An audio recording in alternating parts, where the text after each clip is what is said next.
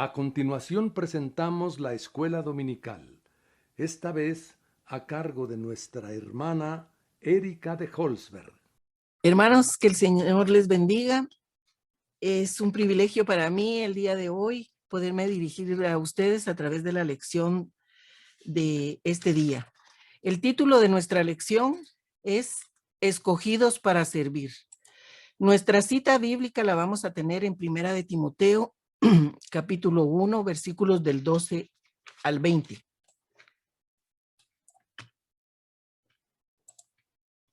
Nuestro pensamiento central.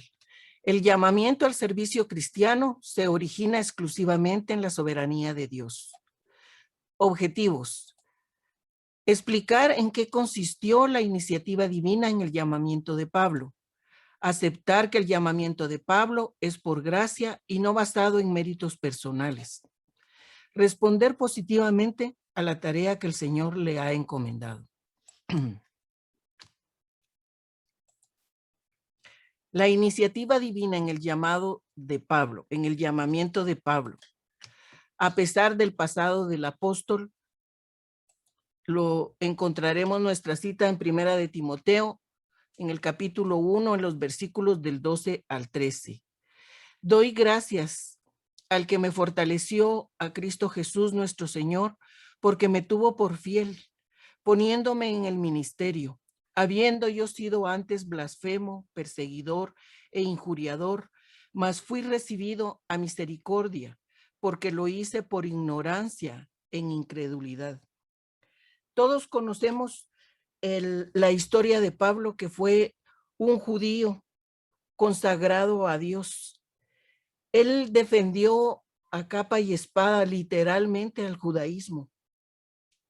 Era celoso de las tradiciones de sus padres, pero en el momento que recibió el llamado, él no acudió a ellos a consultarles, tampoco a los apóstoles.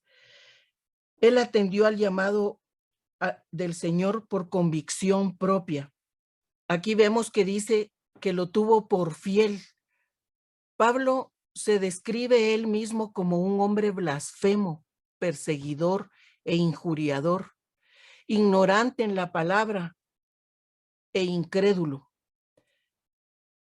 En la historia de la Biblia vemos diferentes ejemplos en los cuales el Señor nos demuestra que cuando es el llamado del Señor debemos atender inmediatamente, como lo hizo Abraham. Abraham dejó tierra, dejó su parentela para obedecer el llamado del Señor. Otro ejemplo lo tenemos en Moisés, que a pesar de la deficiencia que él tenía en el momento de expresarse, tenía una tara en el habla, el Señor lo escogió para que le llevara un mensaje a su pueblo.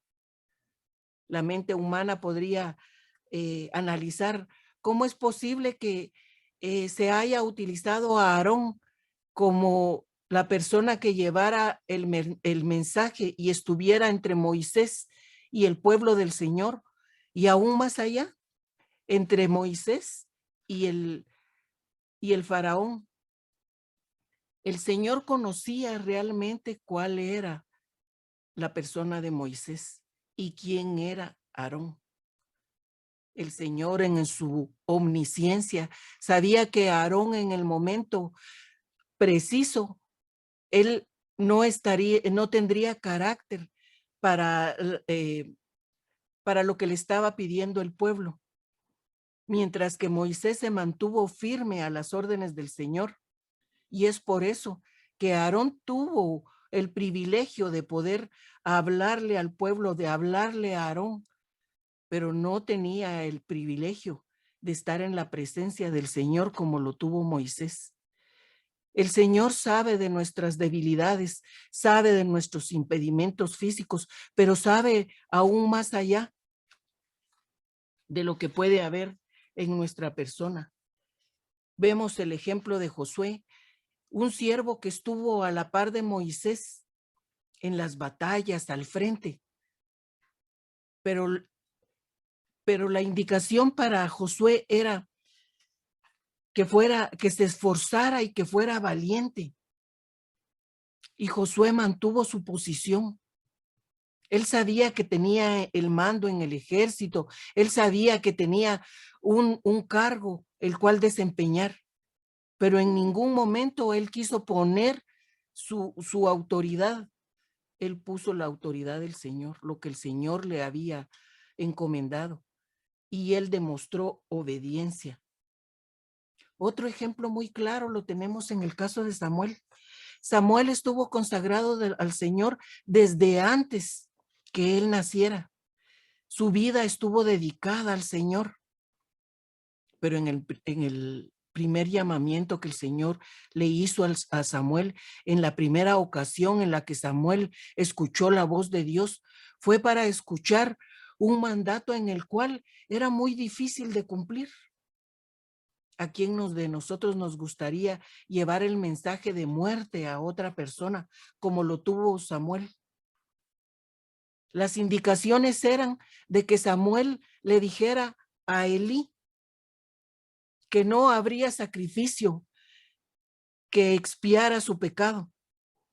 Él no le había puesto tropiezo a los pecados de sus hijos y por esa razón recibiría la muerte.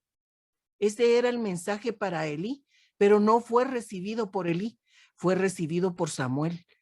Y Samuel tuvo que demostrar su obediencia al transmitir el mensaje del Señor. Con esto nos damos cuenta que el Señor no escoge a las personas por lo letrado que sean o por una clase social. Vemos el momento en el que el Señor escogió a sus apóstoles en medio de una multitud.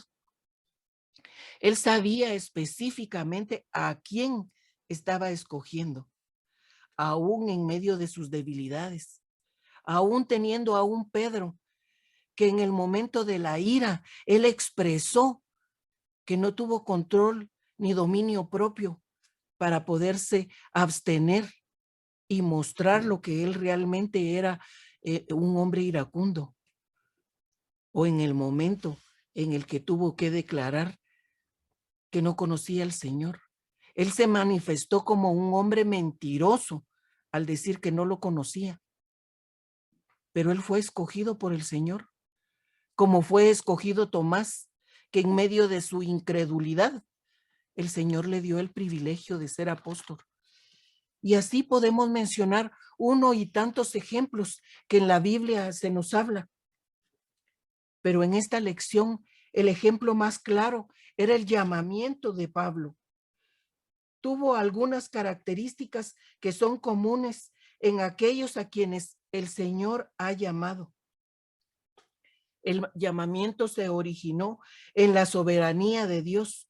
No dependía de quién es uno, sino a pesar de lo que es uno, el Señor pone de manifiesto su soberanía en el ser humano. El llamamiento a los siervos del Señor no ocurre como consecuencia de inclinaciones naturales que uno tenga, sino por la soberanía divina.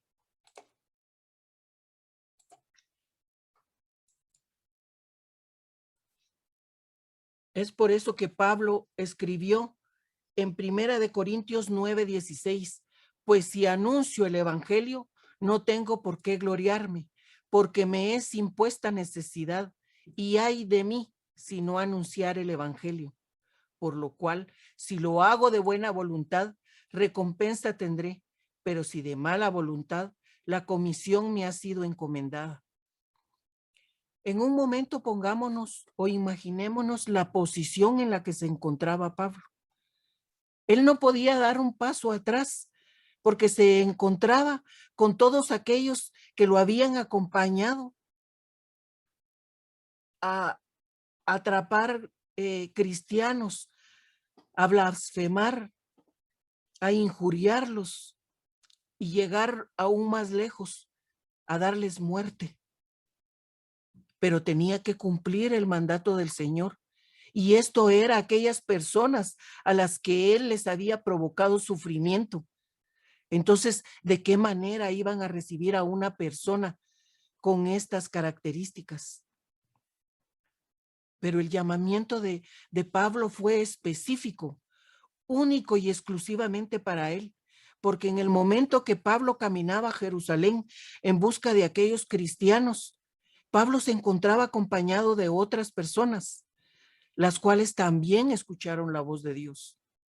Pero la palabra dice que aquellas personas no entendieron lo que la voz decía. El llamado era específico para Pablo y el único que comprendió aquellas palabras fue Pablo. Es por eso que él sintió en carne viva la presencia del Espíritu Santo. Pablo no se puede negar a dar a conocer el Evangelio y es por eso que escribió estas palabras al decir: pues si anuncio el Evangelio, no tengo por qué gloriarme, porque me es impuesta necesidad. Él ya sentía la necesidad de darle a conocer a todos lo que él estaba viviendo en carne propia.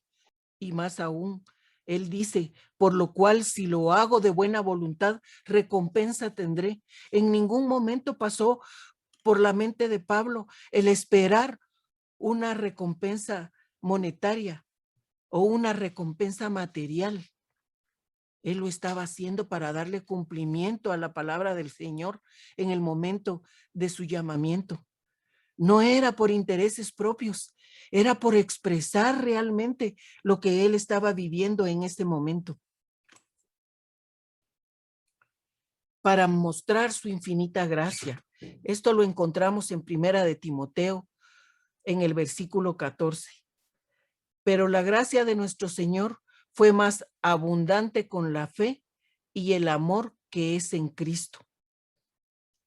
El ser blasfemo, el ser perseguidor, injuriador, ignorante de la palabra e incrédulo, según la teología de Pablo, es algo que caracteriza al hombre natural. El inconverso no se distingue por sus virtudes, sino por sus vicios y aberraciones.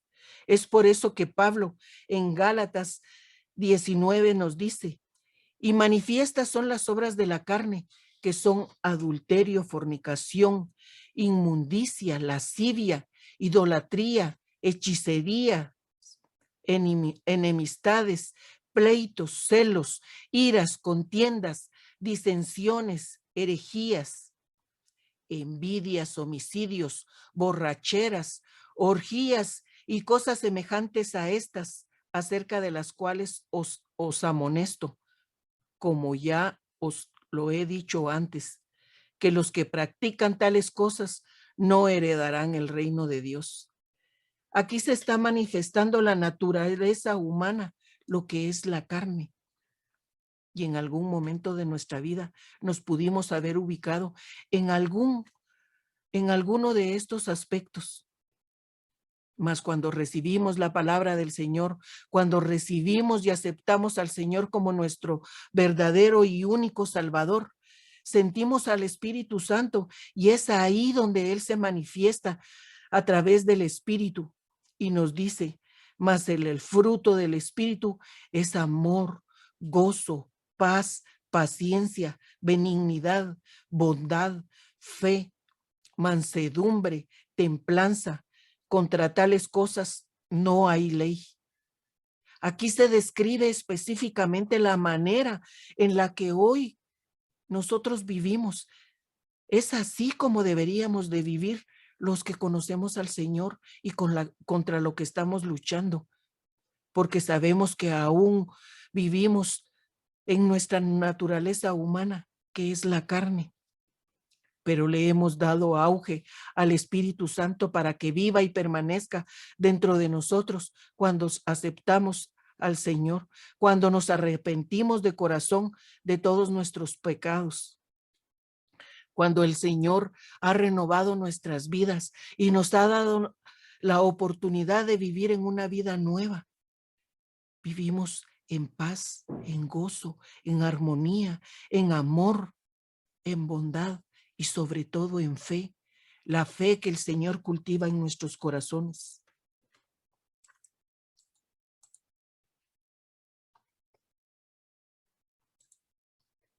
Es por eso que también en Tito 3 nos dice, porque nosotros también éramos en otro tiempo insensatos. Qué palabra, ¿verdad? El hermano Gustavo nos ha dado el concepto, para mí el más claro, insensatos, como que viviéramos sin sesos, rebeldes, extraviados, esclavos de concupiscencias y deleites diversos, viviendo en malicia y en envidia, aborrecibles y aborreciéndonos unos a otros. Pero cuando se manifestó la bondad de Dios, nuestro Salvador, y su amor para con los hombres, nos salvó, no por obras de justicia que nosotros hubiéramos hecho, sino por su misericordia, por el lavamiento de la regeneración y por la renovación en el Espíritu Santo, el cual derramó en nosotros abundantemente por Jesucristo nuestro Salvador, para que justificados por su gracia viniésemos a ser herederos conforme a la esperanza de la vida eterna. Qué maravillosa es la palabra. Aquí se describe todas aquellas sensaciones y emociones que pudimos haber tenido, o es más, en algún momento todavía se manifiestan en nosotros, porque son cosas que no se ven, no son pecados que estén a la vista del hombre, como el ser borrachos o vivir en adulterio. La rebeldía se manifiesta dentro de nosotros. El vivir extraviados, el ser esclavos de concupiscencias y los deleites diversos, las envidias. Esas cosas solamente pueden estar en nuestro corazón si nosotros le abrimos el espacio. Es por eso que aquí claramente Pablo manifiesta que cuando fuimos salvos recibimos el regeneramiento de nuestra vida, la renovación en el espíritu.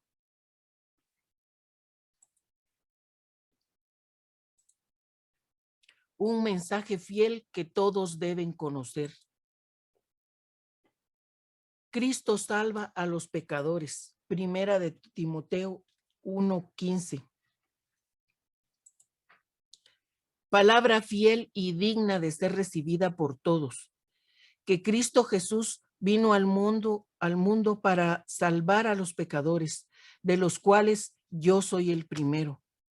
Encontramos aquí la palabra fiel y digna de ser recibida por todos aquellos que han recibido al Señor como su único y verdadero Salvador, para todos aquellos que tuvieron un arrepentimiento genuino y hoy la palabra de Dios es la que vive y permanece en nuestros corazones.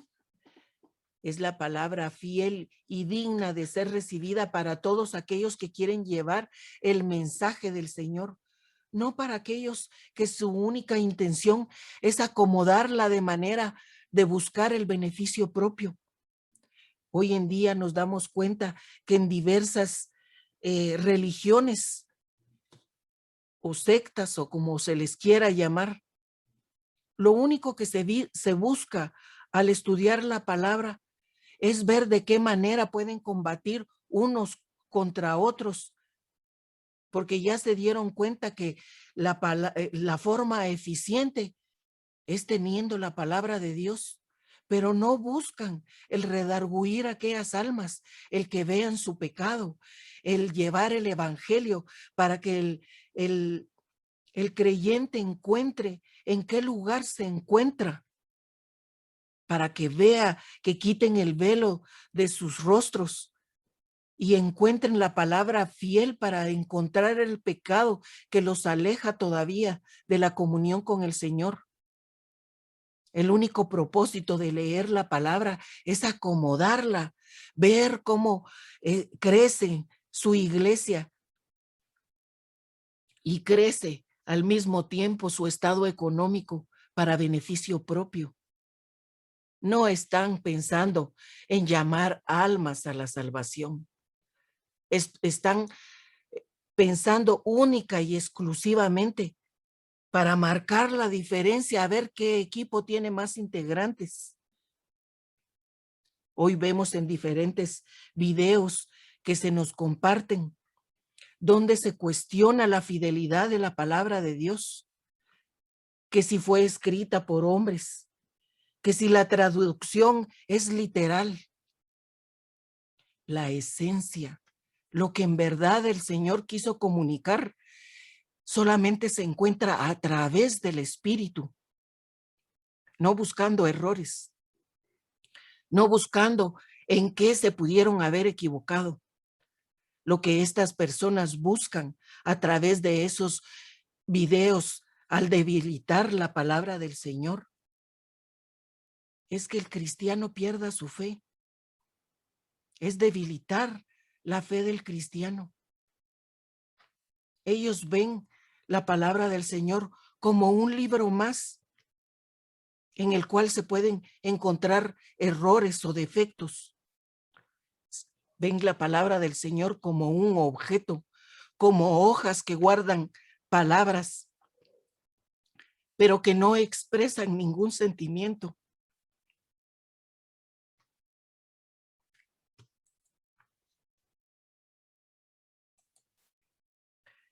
Cristo muestra su clemencia en 1 de Timoteo 1 del 16 al 17. Pero por esto fui recibido a misericordia, para que Jesucristo mostrase en mí el primero toda su clemencia, para ejemplo de los que habrían de creer en él para vida eterna. Por tanto, al Rey de los siglos, inmortal, invisible, al único y sabio Dios, sea honor y gloria por los siglos de los siglos. Amén. ¿Cómo no vamos a encontrar en estas palabras vida? ¿Cómo no vamos a encontrar la deidad del Señor a través de estas palabras? Mientras que otras personas quieren minorizar el valor de estas palabras. Cada uno de nosotros tenemos el privilegio de encontrarlas individualmente en el momento que las leemos de corazón, en el momento que nos entregamos a ellas. La palabra de Dios dice que Dios no es hombre para que mienta, ni hijo de hombre para que se arrepienta. El Señor sabía por qué necesitábamos nosotros de este libro sagrado, que en su momento es el manual de vida para cada uno de nosotros. Cualquiera puede venir y dar su mejor interpretación de la palabra, pero el pensamiento puede venir y dar, cualquier hombre puede venir y dar la mejor interpretación de la palabra, pero los pensamientos del hombre se desvanecen con el hombre. Mientras la palabra del Señor dice, el cielo y la tierra pasarán, pero mis palabras no pasarán. Seguirán pasando los años, mis hermanos. Seguirán aconteciendo sucesos en los que quieran transformar la palabra del Señor y acomodar la conveniencia del hombre. Pero la palabra del Señor es verdadera y es eficaz. Vimos también que decía la palabra que el verbo salvar señala rescatar. Cristo vino no solamente para darnos vida y vida en abundancia, sino vino a librarnos del infierno. Vemos la importancia de reconocer que somos pecadores y que nadie se puede vanagloriar de haber tenido una vida pulcra, porque con eso pecamos de soberbia. Pablo con humildad reconoce sus pecados. Aquí vemos cómo se nos habla de la misericordia, que es una de los principales atributos divinos. La clemencia se refiere más a la compasión, a la fragilidad del hombre, a la bondad con la que se toleran los efectos de la malicia. Y la misericordia es la que ejerce a favor de los necesitados. Pablo fue el ejemplo más claro de misericordia y clemencia de Dios. Él fue una prueba evidente de lo que puede hacer Dios. Tampoco podemos vanagloriarnos de nuestra vida pasada por lo que hicimos, porque eso sería alabar a Satanás. Pablo lo hace para demostrar que el hombre no vale por lo que es, sino por lo que no vale por lo que fue, sino que por lo que ahora es. El mismo Pablo estaba admirado de su conversión porque conocía su oscuro pasado. El resultado del evangelio es su vida, que no era vana en especulación, sino en transformación.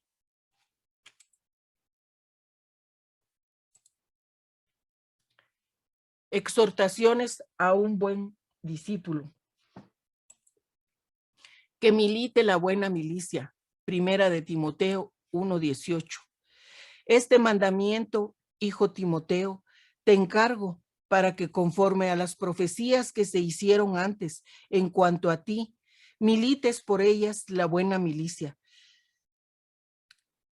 Pablo le habla a Timoteo como un soldado.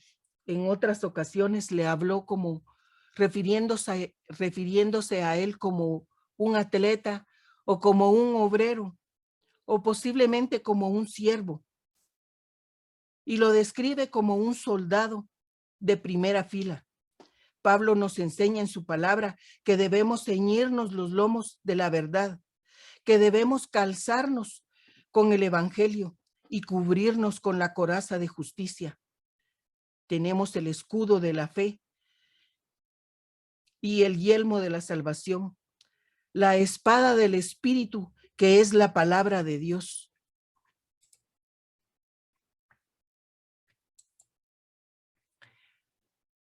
Que guarde la fe y una buena conciencia. Primera de Timoteo 1 del 19 al 20. Manteniendo la fe y una buena conciencia, desechando la cual naufragaron en cuanto a la fe algunos, de los cuales son Himeneo y Alejandro, a quienes entregué a Satanás, para que aprendan a no blasfemar. La palabra manteniendo indica una acción continua, sin interrupción. El cristiano debe de mantener en alto el escudo de la fe. Quien no mantiene su fe en alto, naufraga, como dice la palabra. Pero la fe no funciona si no hay limpieza de conciencia. Y la conciencia es aquella que se encuentra en el momento en el que estamos solos. A diferencia de lo que somos cuando estamos en público, a eso se le llama conducta. Pablo no exhorta a Timoteo a que se comporte de cierta manera, sino que tenga una buena conciencia. Y el resultado de una buena conciencia son las buenas obras. Porque no podemos tener buenas obras y una mala conciencia, porque eso sería como ser hipócritas. Se ha dicho que la conciencia es la voz de Dios hablando dentro de nosotros, pero la conciencia la podemos callar en el momento que le damos paso a nuestros malos pensamientos y las malas obras. La palabra naufragio en el idioma griego significa un barco que se quebró en pedazos y se refiere a alguien que, habiendo profesado la fe, la destruyó y demostró que en realidad no se había convertido. Eso es lo que sucede con nosotros cuando nuestro arrepentimiento no es real. La fe se debilita. La fe llega a un momento que puede llegar a desaparecer cuando no es genuina, cuando nuestra entrega no fue real. Pablo aquí habla de Himeneo y Alejandro, a quienes entregué a Satanás. Vemos la importancia de pertenecer a una iglesia, a una congregación. La misma palabra nos demanda a que nos congreguemos, porque unos a otros nos podemos exhortar, nos podemos dar aliento. Es el lugar donde escuchamos la palabra del Señor. Es donde fortalecemos nuestra fe a través de las lecciones, a través de la lectura de la palabra, a través de la oración y la comunión con nuestro Señor. Estas personas habían demostrado que no estaban en integridad dentro de la iglesia. Y es por eso que Pablo habla de que los entregó a Satanás. Esto quiere decir que nuevamente ellos cayeron al mundo. Cuando nosotros nos apartamos y vivimos una vida cotidiana donde transcurren nuestros días como para cualquier persona, no valorando todo lo que el Señor nos da, no valorando la forma en la que el Señor se manifiesta en nosotros. Todo eso se termina cuando nos alejamos, cuando nos entregamos al mundo. Esta lección es precisamente para que analicemos la importancia de nuestras vidas, el valor real que el Señor nos ha dado individualmente. Y ya para concluir, el llamamiento de Pablo fue en la absoluta soberanía de Dios. Lo único que tenía que hacer Pablo es responder afirmativamente. El llamamiento de Pablo no fue porque Dios haya visto en él virtudes que le recomendaran para el servicio cristiano. A la vista humana, él era el menos indicado. Muchas veces nos dejamos llevar por lo que la persona fue. No nos podemos imaginar por qué aquella persona hoy tiene un cargo. No entendemos cómo el Señor puede transformar esas vidas. Eso solamente lo puede hacer el Señor en su soberanía. El Señor nos demuestra que para Él no hay acepción de personas y de quien menos nos imaginamos, Él puede hacer un siervo fiel. Que el Señor les bendiga, mis hermanos.